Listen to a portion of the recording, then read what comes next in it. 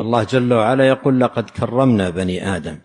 فلما يلقب الإنسان هذا الذي كرمه الله وشرفه عن الحيوانات، لما يلقبه بهذه الألقاب، يا حمار أو يا خنزير أو يا كلب أو أشياء من هذا القبيل، وهذه ربما يقولها كثير من الناس في غضبهم، حتى ربما قالها والد لولده عندما يغضب منه،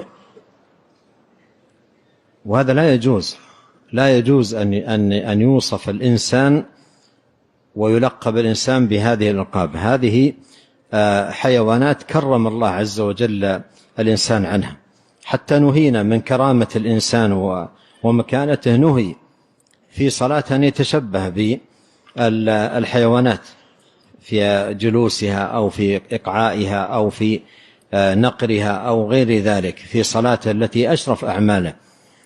فكيف يلقب شخص يصلي ويعبد الله عز وجل ويعمل بهذه الأحاديث، يتجنب المشابهة للحيوانات في صلاته، ثم لما يغضب منه شخص لشيء من أمور الدنيا يقول له يا حمار أو يقول له يا كلب أو يا خنزير أو نحو ذلك؟